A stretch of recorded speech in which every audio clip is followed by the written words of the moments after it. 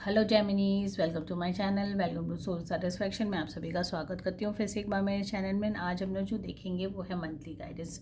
नवंबर month start हो चुका है, हम सभी जानना चाहते हैं कि इस मंथ की कैसी एनर्जीज है। कैसे मैं बता दूँ, एक जनरल रीडिंग है, कलेक्टिव गाइडेंस है मेरे सारे व्यूवर्स के लिए। तो इस वीडियो को एंड तक जरूर देखिएगा। अगर आप रेसोनेट होते हो तो मुझे कमेंट सेक्शन में ज़रूर बताइएगा।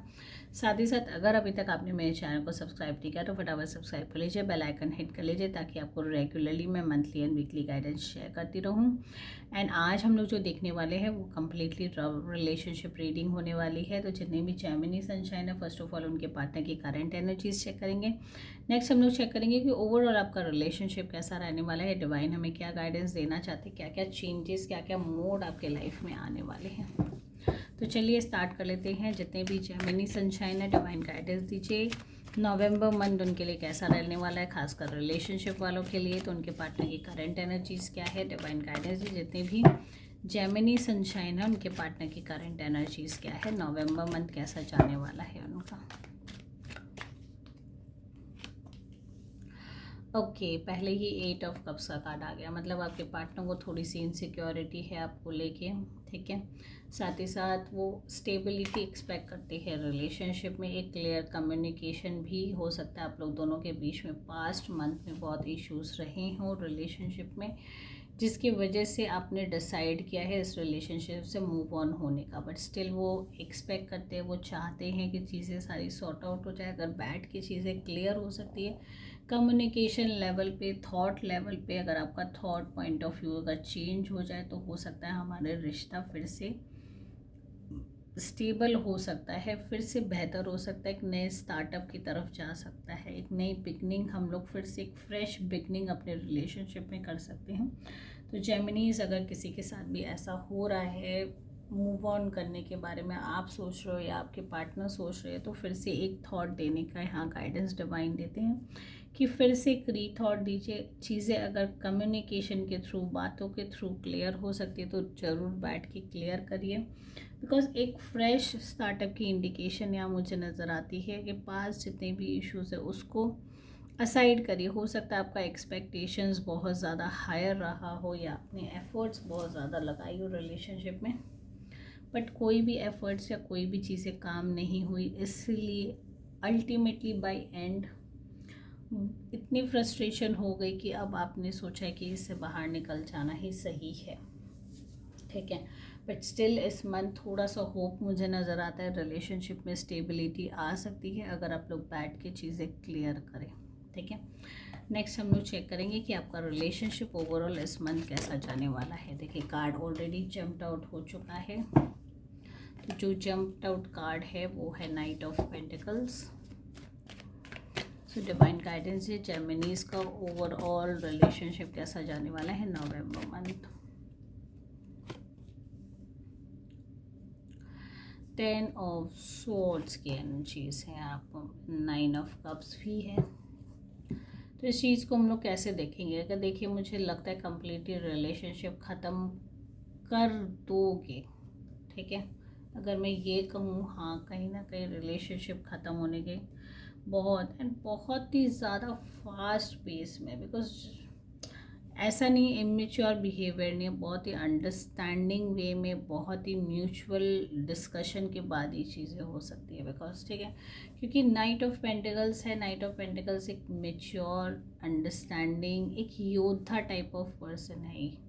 यंग एनर्जेटिक ज़रूर है, लेकिन साथ ही साथ अंडरस्टैंडिंग भी है। काफ़ी टाइम से उनके माइंड में, मैंने कहा ना, बहुत चीज़ें चल रही थी। काफ़ी टाइम से वो सोच रहे थे कि मैं क्या करूं, कैसे कहूँ अपने मन की बात, अपने दिल की बात मैं कैसे एक्सप्रेस करूँ। हो सकता है इस रिलेशनशिप में उनको सफोकेशन टाइप महसूस होता हो, वो कंफर्ट जोन नहीं मिल पाता होगा जो कंफर्ट जोन वो खोज रहे हैं, ठीक है।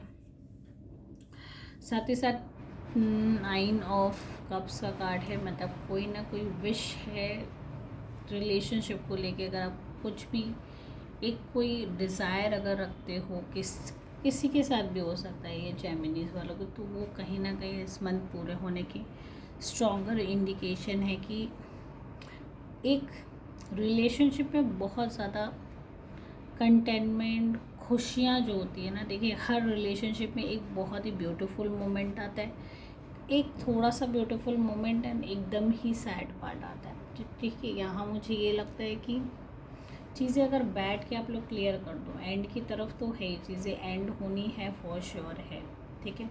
बट अगर एंड के साथ साथ एक नई बिगनिंग में, अगर आप देखो 10 ऑफ स्वॉर्ड्स के बाद एस ऑफ स्वॉर्ड्स की भी एनर्जीज है, मतलब रिलेशनशिप जो आपने कम्प्लीटली तोड़ दिया है, ख़त्म कर दिया है, सामने वाला पर्सन को कम्प्लीटली आपने अपने दिलो दिमाग से आउट कर दिया है, फिर भी कहीं ना कहीं होप है इस रिलेशनशिप को सरवाइव करने की, फिर भी होप है उसको फ्रेशली स्टार्ट करने की।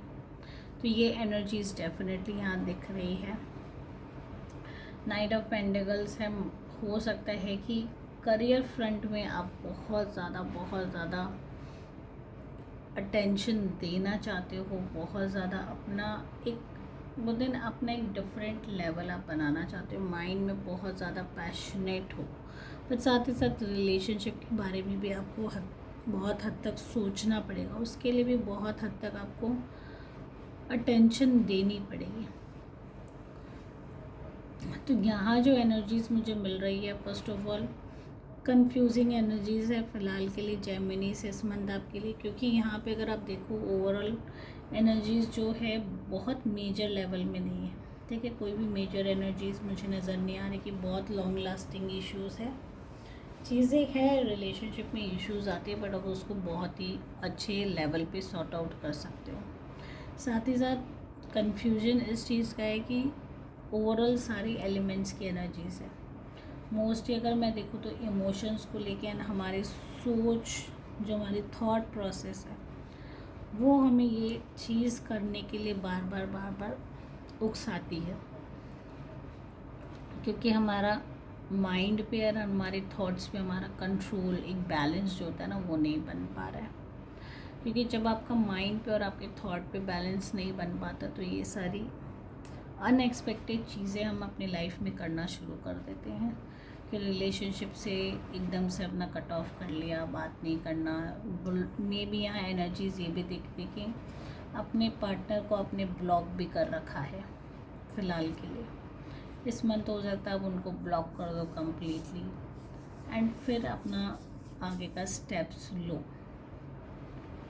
बट मैं बता दूँ, अगर सामने वाला पर्सन ट्रूली आपको लव करता है तो वो एफर्ट्स लगाएगा आपके साथ रहने के लिए, चीज़ों को स्टेबल करने के लिए। अगर उसको भी कोई इंटरेस्ट नहीं होगा तो वो डेफिनेटली अपने लाइफ में मूव ऑन हो जाएगा ना, उसको कोई भी फ़र्क नहीं पड़ेगा। मे बी थोड़ा टाइम लगे, बट इनिशियली सामने वाला बंदा भी मूव ऑन हो जाएगा। तो रिलेशनशिप का ओवरऑल अगर मैं देखूँ तो by end of this month ही आप, लेकिन अभी जो आप स्टेप ले रहे हो ना इस चीज़ से बाहर आने की, विच इज़ गुड, ये एक रियलाइजेशन स्टेप है कि आपके पार्टनर रियलाइज़ करे कि वहाँ वो उनकी क्या गलती थी, क्या क्या मिस्टेक्स दोनों की रिलेशनशिप में आए। देखिए एक गैप आना भी बहुत ज़्यादा ज़रूरी है रिलेशनशिप में, तब हम रियलाइज़ करते हैं कि हम कितना मिस कर रहे हैं, सामने वाला कितना मिस कर रहा है एंड वो कितना एफर्ट्स लगा रहा है। तो ये सारी चीज़ें, ये सारे मोड इस मंथ आपके रिलेशनशिप में हो सकते हैं कि आप उनको छोड़ के चले जाओ, या ब्रेकअप हो जाए, या ब्लॉक कर दो, या ये भी हो सकता है कि बैठ के बात भी करो फिर भी चीज़ें सॉर्ट आउट ना हो, but end of the month चीज़ें ऑल नॉर्मलाइज हो जाएंगी। क्योंकि मुझे लगता है वो आपको खोने से डरते हैं। ये एनर्जीज़ भी यहाँ मुझे दिख रही कि वो कहीं ना कहीं आपको परेशान ज़रूर करते हैं, बट साथ ही साथ खोने से भी डरते हैं, ठीक है। सो गाइस, अगर आप इस रीडिंग से कनेक्ट हो रहे हो, रेजोनेट हो रहे हो, तो मुझे कमेंट सेक्शन में ज़रूर बताइएगा। साथ ही साथ अगर अभी तक फॉलो नहीं किया तो फॉलो कर लीजिए, एंड पर्सनल रीडिंग के लिए आप मुझे मेल एड्रेस पे कांटेक्ट कर सकते हैं। And thank you guys for watching my video. Take care all, bye bye.